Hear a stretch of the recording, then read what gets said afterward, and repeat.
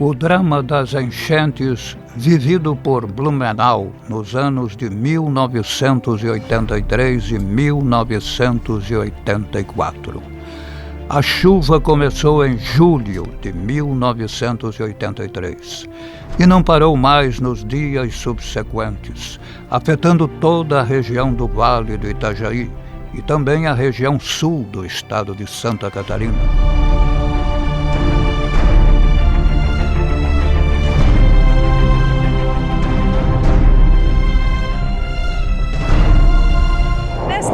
Transversal à Rua Antônio da Veiga, que fica próxima à FURB, Fundação Universidade Regional de Blumenau, morava a família do ex-atleta Railoi Fernandes. A família morava nesse prédio, no andar térreo, onde hoje funciona um salão de beleza. Eu gostaria de perguntar o seguinte: como é que vocês saíram do apartamento, já que tudo estava alagado? Como é que foi? Nós saímos pela marquise do prédio, subimos para o segundo pavimento, né? Aí saiu eu, a minha sogra, minha esposa e meu filho de 1 ano e meio. Saímos numa canoa, né, com um canoeiro e 5 pessoas. E como é que surgiu a canoa? A canoa deveria ser um cidadão que estava dando assistência para todo mundo, né? Que precisasse e tal. Apareceu assim momentaneamente para a gente e foi uma mão na roda. Saíram sem nada? Saímos sem nada. O apartamento, realmente perdemos tudo. E vocês estavam sem luz, sem água? Luz, sem água. E sobrou alguma coisa assim? Pode ser reaproveitado alguma coisa do apartamento não, de vocês? Tiramos mesmo fogão e geladeira. O resto praticamente perdemos tudo. Aí surgiu a enchente de 84. Aí novamente, não pegamos água no apartamento, mas a parte de baixo, garagem, ficamos tudo ilhado. Hoje você mora onde? Hoje moro na Velha. Livre? Livre de enchente. Nós estamos na Alameda Rio Branco, que fica no centro de Blumenau. Comigo, a cabeleireira Seclenda Roedel, que tem salão aqui nessa área desde 1964. Um detalhe, essa área é sempre duramente atingida pelas enchentes. Mesmo assim, você sempre quis permanecer aqui. Já mudou de local quantas vezes? Mas sempre aqui? Sempre aqui, na Alameda, sempre na Alameda. E quantas enchentes você já sofreu? 25 enchentes. E por que a Alameda, que te prende aqui, já que você sofreu tantas enchentes? Eu quando vim morar para Blumenau, em 1960, eu já vim morar aqui no começo da Alameda. Eu acho que faz parte da vida da gente. E você mora aqui? Não, eu moro na Garcia, na Rua Amazonas, bem no começo. Que também pega enchente. Também pega enchente. Esta é a Secretaria de Defesa do Cidadão de Blumenau, mais conhecida como Defesa Civil de Blumenau. E é este o primeiro lugar que as pessoas procuram no caso de deslizamentos, enxurradas, ameaça de enchente ou qualquer outro tipo de intempérie. Hoje é uma secretaria bem estruturada, exemplo para todo o Brasil.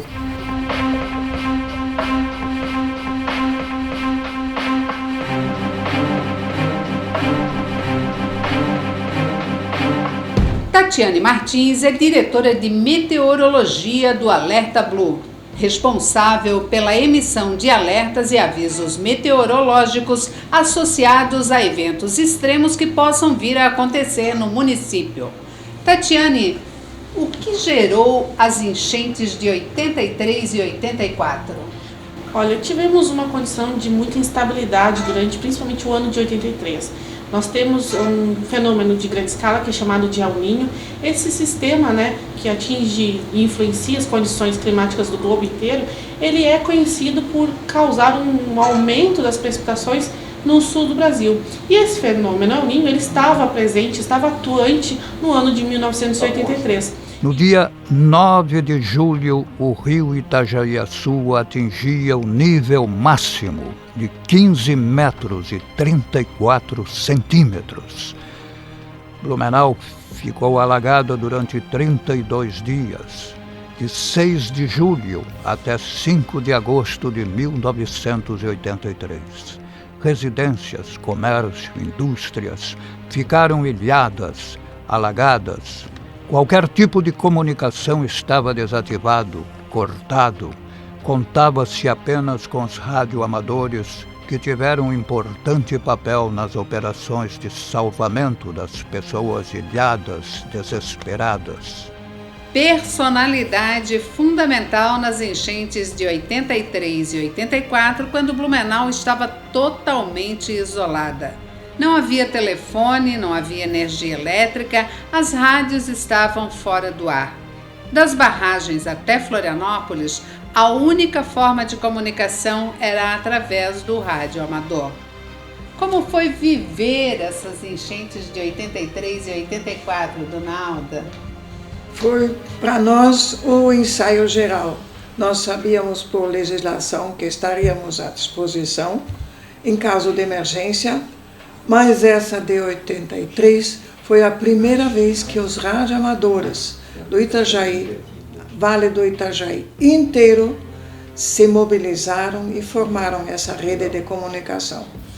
Muito bom, dona Alda. A senhora foi uma peça de fundamental importância. Inclusive, a senhora fez toda essa comunicação com a Alemanha, né? Sim, isso também tudo via rádio amador, porque foram os radioamadores da Alemanha que se juntaram, foram 3 cidades vizinhas, que se juntaram e coletaram 6 toneladas de donativos que foram trazidos para o Brasil pela Varig e pela Lufthansa por tarifa zero. Hoje a senhora ainda opera seu radioamador, porque nós sabemos que ele está ao ladinho da sua cama. Como é essa comunicação? Bom, essa aí é muito rara agora, porque o meu equipamento grande para o mundo inteiro está com o Clube de Radioamadores. Do lado da minha cama está, para casos de emergência, os 2 metros do repetidor, né? Via repetidor, para poder, em caso de emergência, talvez com toda a idade ainda possa ajudar. Com todo o avanço da tecnologia, o radioamador hoje ainda é importante?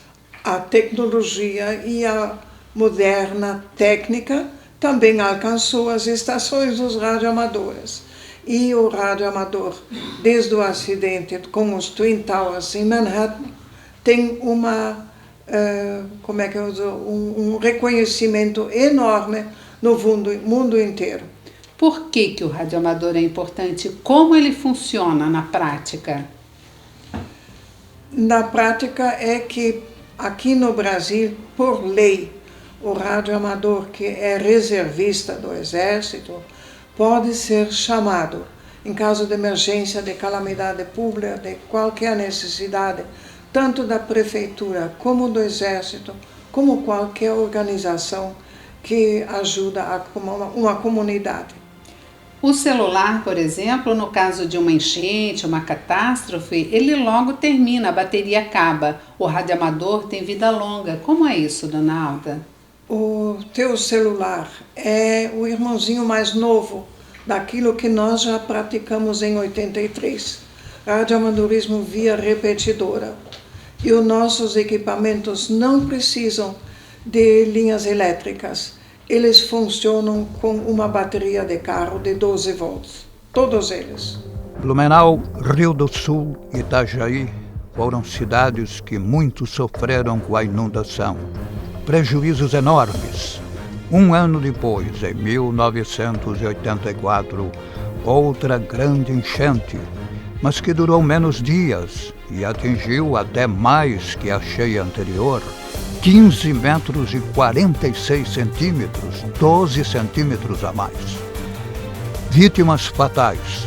Em 83, 40 mortos, dos quais 9 em Blumenau. 38 mil residências atingidas.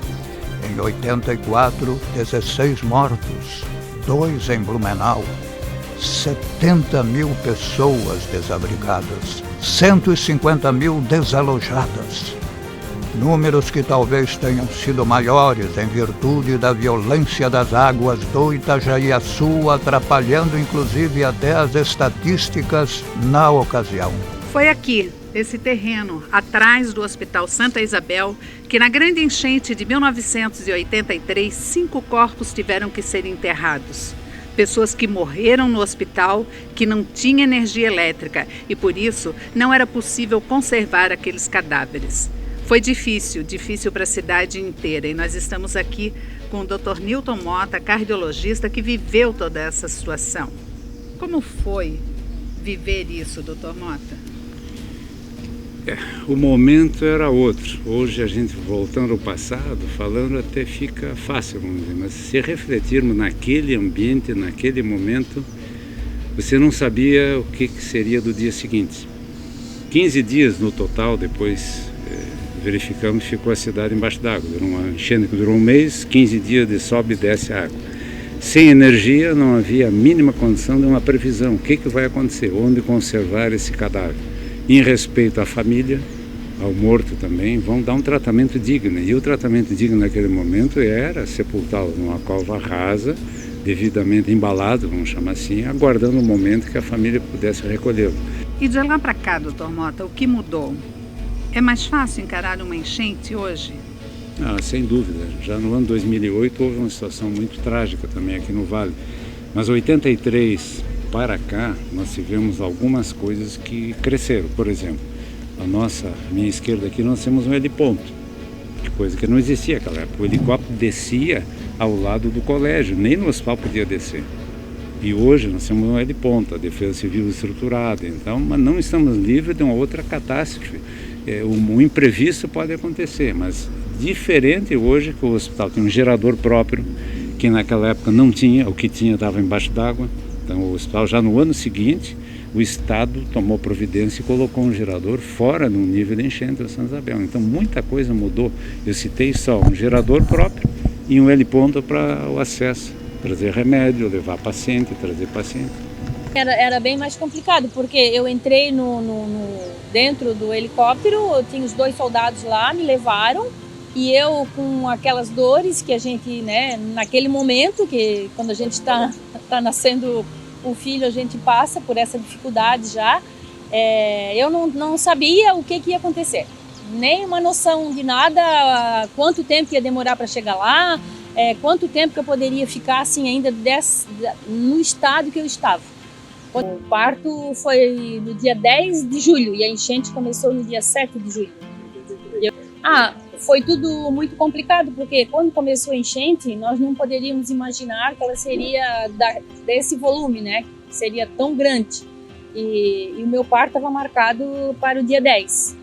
E a enchente começou dia 7.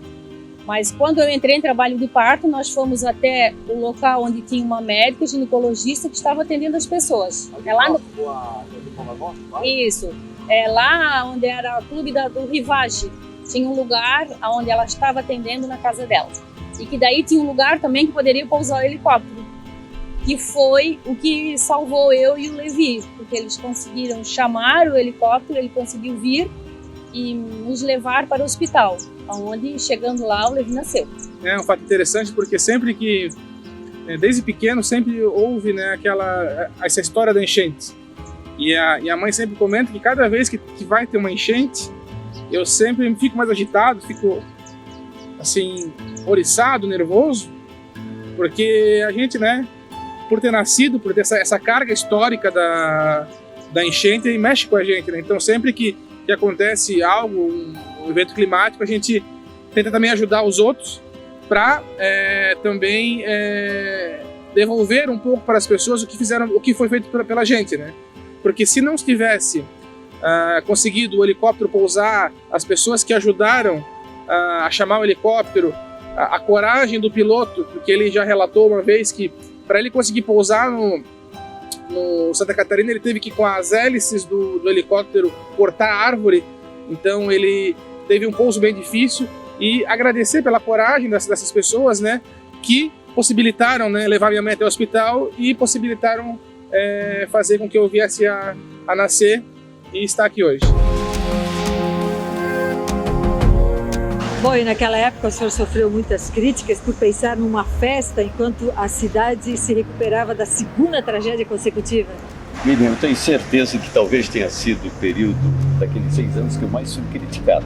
Pela incompreensão, não digo de toda a comunidade de Blumenau, mas por algumas pessoas que não aceitavam. Quando dá um enchente, normalmente vem a óbito alguns moradores de Blumenau, às vezes por afogamento, choque elétrico, até de causas naturais, porque os 3 hospitais de Blumenau fiquem totalmente ilhados. E em caso de falecimento, não dá para fazer enterro de canoa. E o procedimento é se colocar essas pessoas que vieram a óbito dentro de sacos plásticos, se enterra na ponta de morros. Com o cessar da enchente, quando ela termina, a gente apanha a retirada desses corpos debaixo da terra, se coloca os familiares, os amigos, coloca-se no caixão e se faz uma procissão em direção aos cemitérios de Blumenau. Todo o pessoal fazendo esse translado e eu anunciando festa. Houve incompreensão de muitos que diziam que eu estava transformando velório em bailão, que eu tinha que mandar rezar missa para quem veio a falecer durante a enchente, que eu estava querendo festejar a desgraça, uma série de críticas, e aquilo aconteceu durante os 42 dias que antecederam a festa. Eu já estava até meio inconformado e meio preocupado, achando que a festa não teria sucesso em função daquilo que eu ouvia quase que diariamente, na rua, na prefeitura.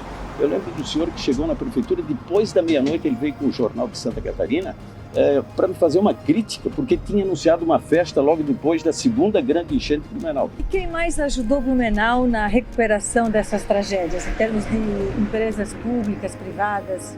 Olha, nós recebemos uma solidariedade assim grande do Brasil inteiro, até de países estrangeiros. A exemplo da Alemanha, que foi a grande contribuinte, contraditando até o governo federal, que através do presidente, estivemos numa audiência com ele, ele disse que não ajudaria Blumenau porque eram os adversários políticos. O governador, na época, Espiridião Amin, que tinha assumido há menos de 6 meses o cargo, ele tinha sido eleito no mesmo período que nós fomos eleitos, ele foi companheiro, foi irmão, Blumenau fazia parte do território catarinense, houve assim uma receptividade, embora fôssemos de partidos diferentes. Eu gostaria de dizer que o governador Espiridião Amin foi solidário para com o município de Blumenau. Agora, o grande ausente foi sem dúvida o governo federal, que ao longo dos 6 anos, depois de cada enchente, cada vendaval, enxurrada, tromba d'água, chuva de granizo, enfim, de uma série de eventos, de adversidades que enfrentamos aqui ao longo daquele período, nunca se fez presente. Talvez a grande bondade do governo federal, a grande sensibilidade do governo federal em relação a Blumenau foi aceitar o nome que nós indicamos para o DNUS, Departamento Nacional de Obras e Saneamento, que a escolha recaiu sobre o vice-prefeito municipal, Dr. Paulo Oscar Baia, que era engenheiro, e foi presidir o DNUS, e graças à sua participação na coordenação geral do DNUS, nós tivemos a construção da barragem norte em Ibirama, hoje município de José Boatê.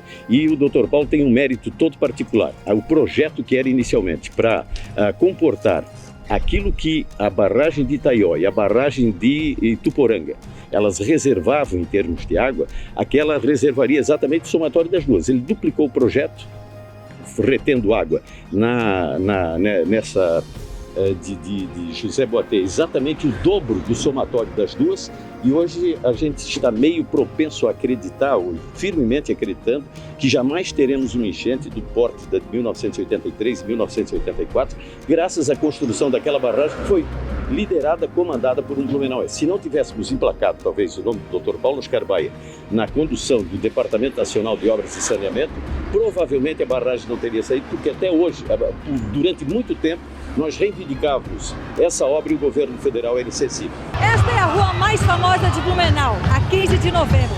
Aqui acontecem todos os anos os desfiles da Oktoberfest, que atraem milhares de turistas e blumenauenses.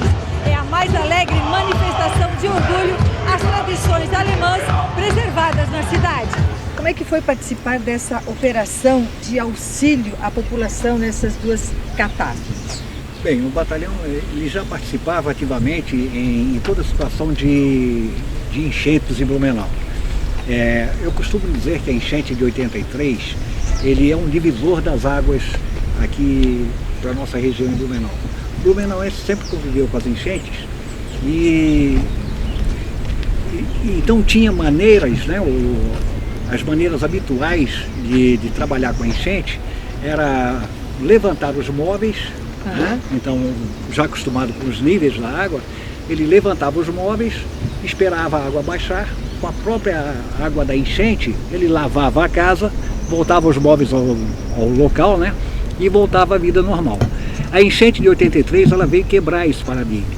Ou seja, quando soubemos da enchente, o batalhão, como sempre, foi avisado, nós nos deslocamos até a Prefeitura de Blumenau, de onde as equipes saíam para prestar o socorro às vítimas, principalmente no transporte dos móveis, né, dos bens móveis daquela área atingida, para locais seguros.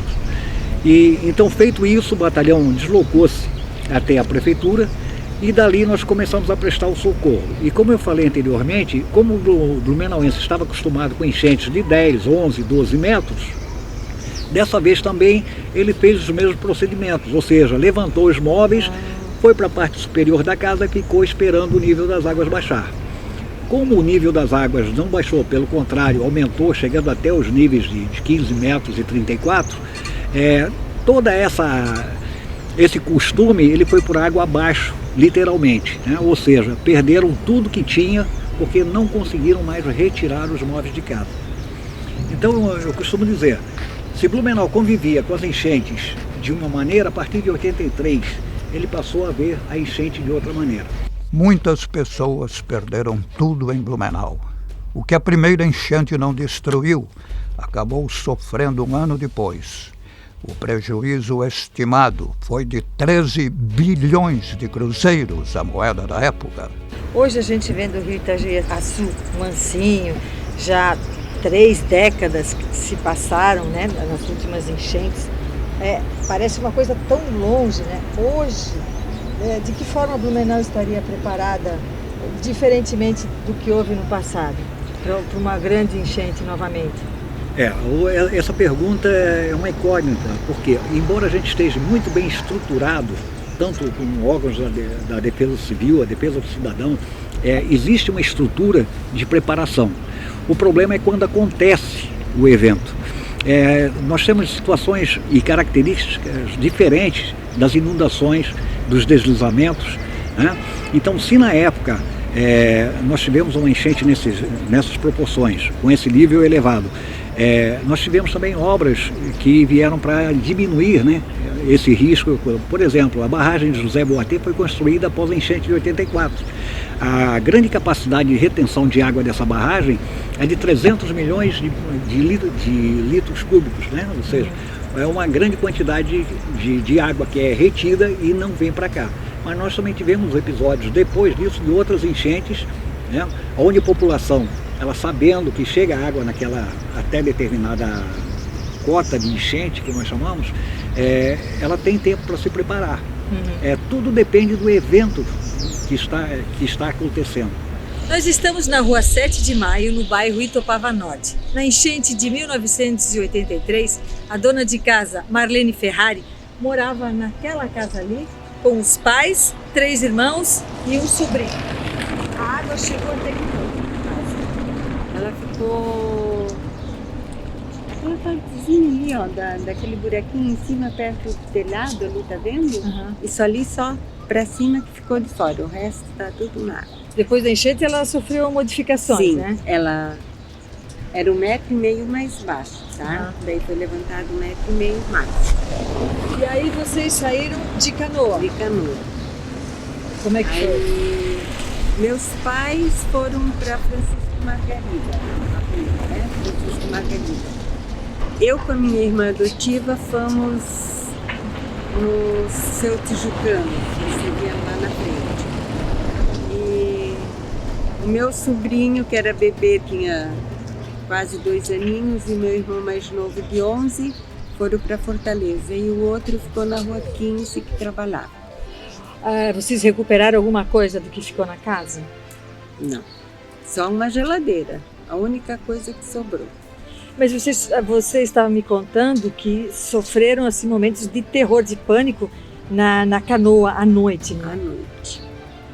Que meu irmão, que morava na Fortaleza, ali perto da Igreja São Francisco, ele veio à meia-noite para saber da gente, que ele descobriu onde estávamos. Aí eu não deixei ele voltar sozinho, voltamos com ele. Aí imagina, sem energia, uma lanterna, um na frente e o outro remando com uma pá direita, que nem remo era. Então quando passava, que tem os fios que cruzam a rua, ele gritava, deitam! Tinha que deitar no fundo da canoa, e a canoa era pequena. E a gente tinha os 4 que se espremiam um em cima do outro ali para não bater na fiação. Sem saber nadar. Sem saber nadar e sem colete salva-vida.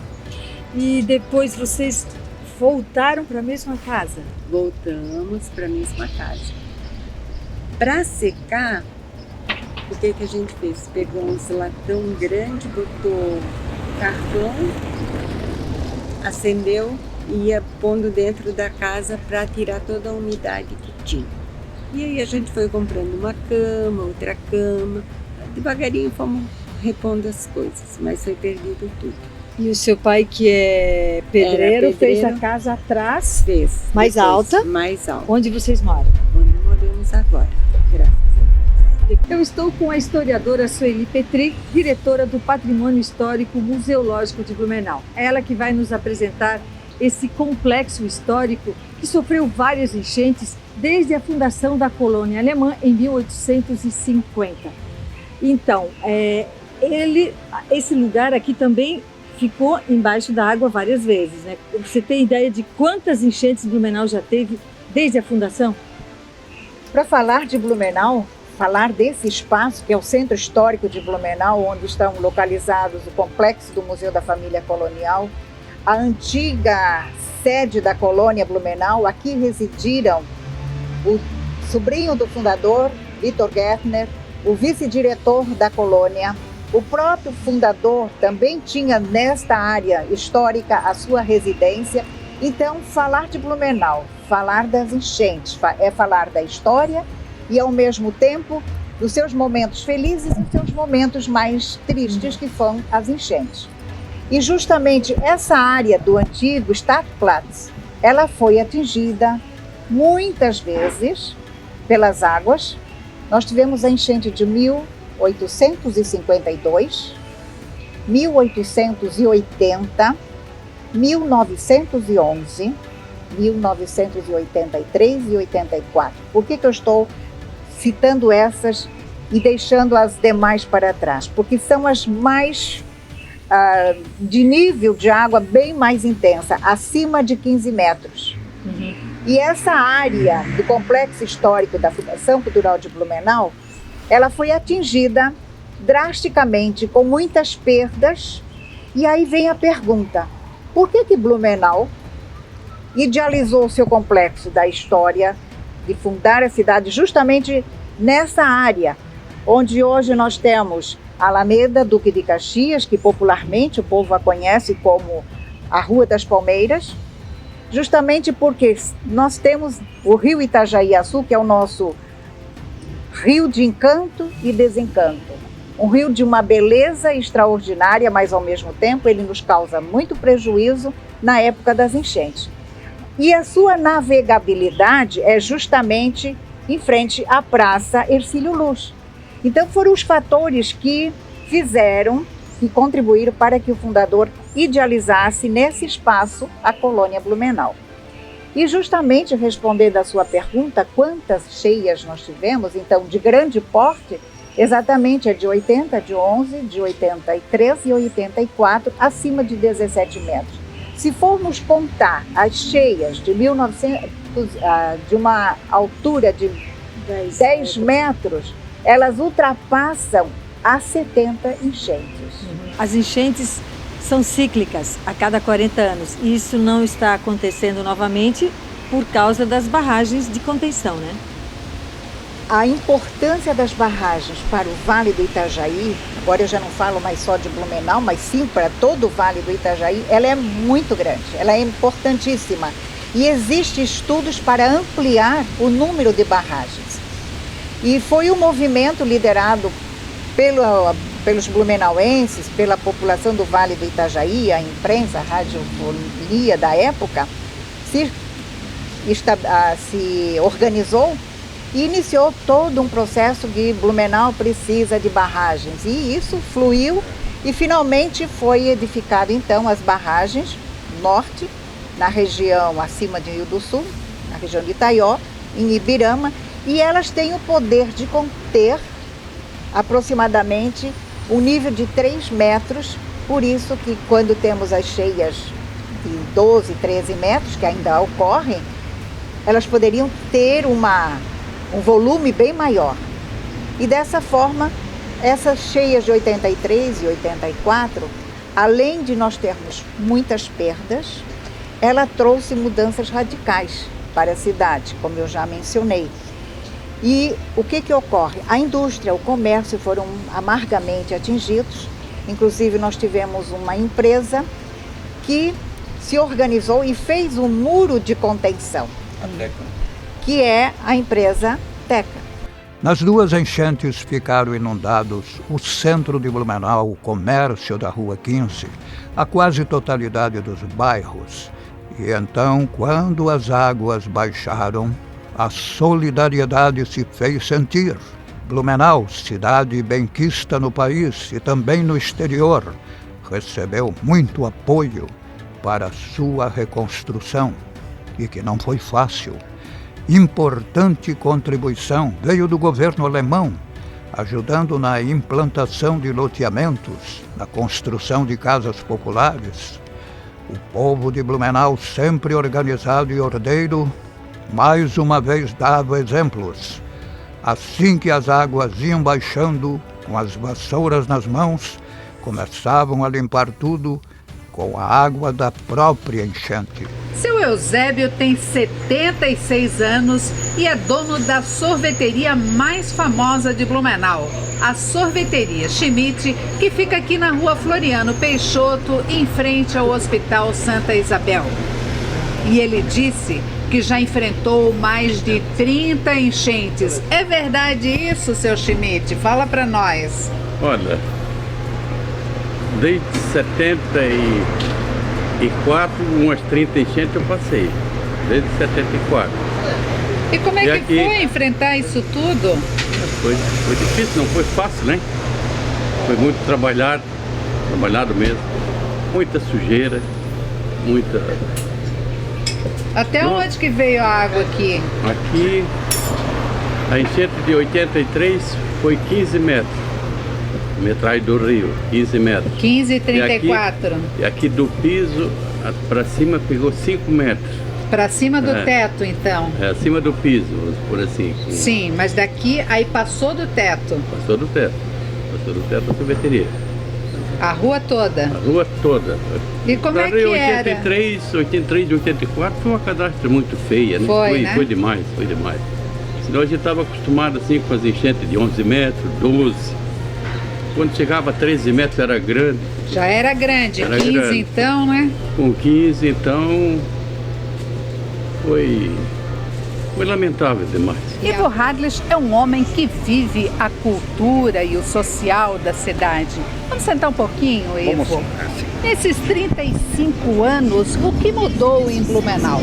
Eu acho que a cidade cresceu muito, né? A cidade cresceu muito, recebeu muitas pessoas de fora, porque a cidade se reestruturou muito rápido depois das grandes catástrofes. E Blumenau ficou essa cidade bonita, acolhedora, onde aqui todo mundo é muito bem-vindo, muito bem recebido, né? E o nosso comércio é muito potente e a indústria também oferece oportunidades. Esse é o grande diferencial da nossa cidade. Hoje é muito mais gostoso de viver em Blumenau. Muito bom, amo essa terra, nasci aqui e, como diz o poeta, aqui que eu quero morrer.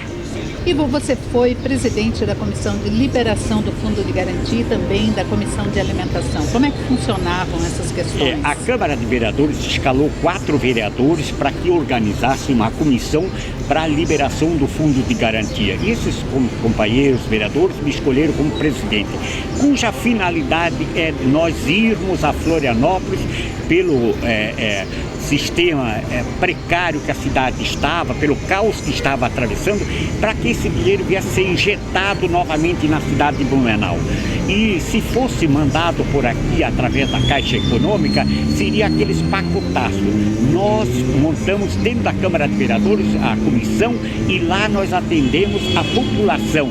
ajudamos a preencher cada formulário e levamos a Florianópolis para ali ser protocolado individualmente e para facilitar. Nós ajudamos então do Banco de Habitação para que esse dinheiro viesse logo pela necessidade da cidade, e realmente surtiu um grande efeito. E quando nós estávamos encaminhando, começaram as chuvas no Vale novamente, e a outra catástrofe que nós esperávamos que nunca mais ia aparecer, apareceu novamente, a de 84. Há uma ocasião que nós estávamos retornando de Florianópolis, ficamos, a ilhota já não deu mais para passar, porque a rodovia Jorge Lacerda foi tomada pelas águas, mas ainda com muito custo passamos por lá. Então foi dificultoso, muito dificultoso, mas foi muito positivo o que nós conseguimos nessa liberação desse fundo de garantia. E a alimentação, como é que funcionava?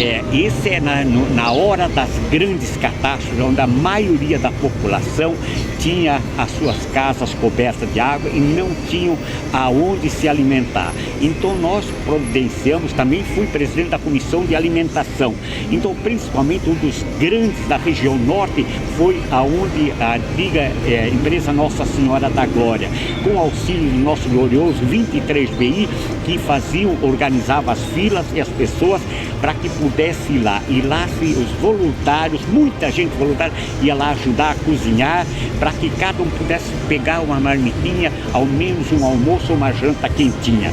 Então, mas aqui na Igreja Matriz, no SESI da Rua Itajaí, tinha diversos locais de alimentação, mas um dos grandes era justamente na região norte, ali na Nossa Senhora da Glória. Nas enchentes de 83 e 84, José Reinaldo Rosenbrock era coordenador de jornalismo na RBS TV, hoje NSC TV Globo.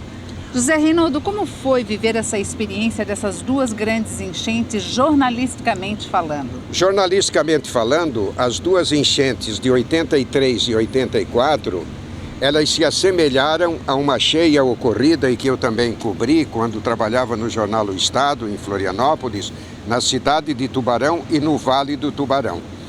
A enchente de 83 foi um prenúncio, o rio começou a subir, e aí veio o alerta do senhor Mailer, que era um funcionário da Celesc e fazia os levantamentos da queda de chuva e quanto esta chuva daria no rio. E aí começaram as inundações em Rio do Sul, em Taió, em Rio do Oeste, posteriormente também em Timbó, chegando em Blumenau, aquela tragédia que tomou conta de toda a cidade, todos os bairros sendo atingidos, nada sobrando. Esta praça onde nós estamos de frente à prefeitura, totalmente tomada pela água. E o que nós vimos?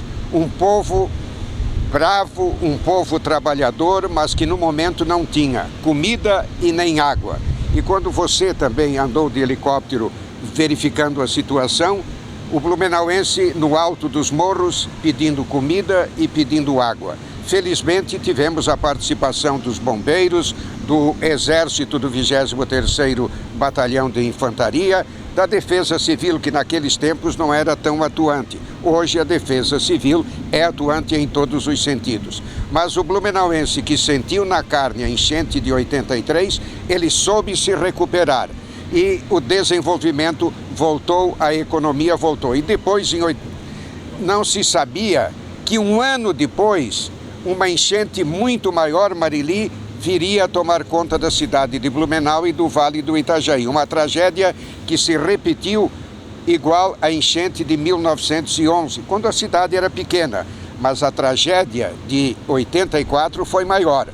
De tarde, nós mostrávamos o rio baixando. Olha, vamos todos começando a limpar e coisa em 84. Chegava na manhã do dia seguinte, o rio estava novamente lá em cima. E assim foi mais de uma semana aquele trabalho, a água baixando, o socorro sendo prestado, helicópteros da aeronáutica prestando assistência à comunidade, levando doentes para os hospitais, buscando até em cidades próximas. Passada a enchente, um trabalho hercúleo de parte do blumenauense, o empresário, o comerciante, o trabalhador, a dona de casa, todos eles limpando suas residências. E Blumenau, hoje essa potência que está aí, graças ao trabalho do blumenauense e daqueles que aqui fizeram a sua cidade após migrarem de outros estados ou de outras cidades para cá, Marili. Zé, na época tudo era muito mais difícil do que é hoje. Como foi fazer essa cobertura na prática pela TV? Olha, na enchente de 84 nós tivemos que ir para Embratel, que fica no outro lado do rio, no bairro Ponta Aguda. E de lá a gente gerava imagens diretas para Florianópolis, aquelas imagens daquela casa ao lado do trilho, ali na Itopava Seca, desmoronando. Também na enchente de 84, aquela casa próxima a Itajaí, coberta pelas águas, sendo levada pelas águas. Você, a Miriam e o Rochinha, os cinegrafistas, o Ayrton Floriani, todos trabalhando, e a Gisela Bels também. Fizemos uma cobertura dentro do possível, porque tínhamos que andar de canoa, às vezes helicóptero também. Eu, por exemplo, naquela época, eu morava com a família em Timbó. Para ir ver a família, tive que usar um helicóptero que foi cedido. E aí veio o trabalho, não apenas do então prefeito Dalto, junto com os seus secretários, dos empresários de Blumenau, do comércio, da população, mas também o trabalho do governo do estado, realizado pela família Amin, o Espiridião e a sua mulher, a dona Ângela, que prontamente socorreram a comunidade de Timbó, mas o socorro principal era de uma família para outra aqui. O cidadão, a casa dele não pegou água, ele socorria o vizinho que tinha pegado água, que estava com prejuízo. Era móveis, era panela, era roupa, tudo destruído. Mas Blumenau sabe enfrentar essas situações. E hoje está aí uma potência, né? Potência tanto nos governos municipais, como também dos empresários e dos comerciantes, Marili. Zé, você é um homem, um profissional com mais de 60 anos de comunicação e ainda hoje atuando no dia a dia no jornalismo. Como é que você vê essa questão da enchente? Blumenau hoje está mais preparada? Mudou alguma coisa? Mudou. O blumenauense sabe que, diante dos anúncios, diante do alerta de que o rio vai encher, de o rio vai chegar a tal metragem, tem os órgãos ali, os CEOPS, tem outros órgãos, a Defesa Civil, que servem para orientar a população. O blumenauense está preparado e pode estar preparado porque cedo ou tarde uma outra virá. Não sei se com grande intensidade, como 83 e 84, mas outra virá.